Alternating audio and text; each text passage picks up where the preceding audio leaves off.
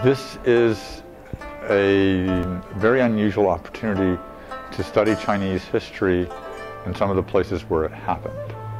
This helps bring, one hopes, the things that you read about in books and hear about in lectures, makes them more concrete, more palpable, more memorable, more meaningful. So the class is a 4-week study tour.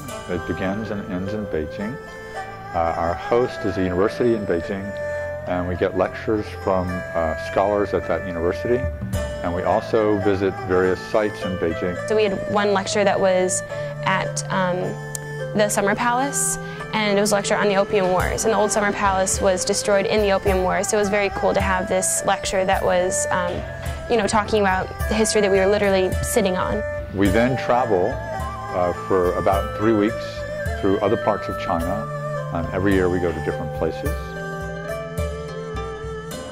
We also visit villages where students interview local residents about some aspect of their lives. This in particular is unusual because most foreign visitors to China rarely get the chance to go into the home of a Chinese farmer and see how they live and talk to them. You do a field study in whatever subject sort of interests you, so a lot of students did healthcare when I went abroad. I did religious studies just because that's what I was interested in. But you can essentially choose from whatever you want. The global health component is related to the fact that the theme of the class is Chinese environmental history.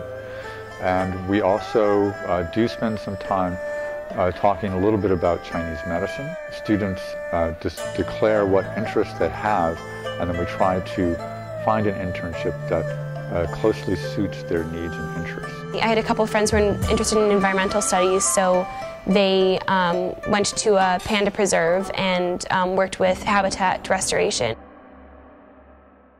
If you don't speak Chinese, it's not a problem.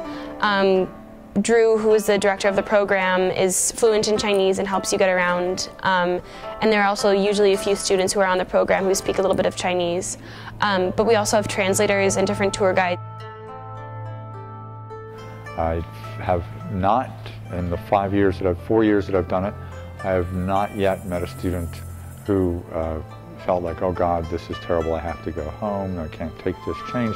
I've had a few people ask me when I came back if they thought that the cultural differences of China affected my experience at all. And I definitely think that it didn't in a negative way, but definitely in a positive way. People are really excited to be trying new foods, seeing new ways of living, experiencing this entirely alien kind of culture. So if there's a medical emergency, we have lists of hospitals that we can go to. All students have insurance. If there's a passport problem, we have traveling with us a Chinese representative of a travel agency who knows how to handle these problems. I ate many crazy things on my experience, one of which was rat meat. I also ate bamboo bugs. So it's like these huge beetles and all they eat is bamboo, and then they were fried in sort of a spicy sauce, and it was actually pretty good. I hope that when students are done with the trip, they become less ethnocentric. I had all these assumptions of what America portrays China as, and so I think that going this program really opened my eyes and helped me experience a different culture in a new way.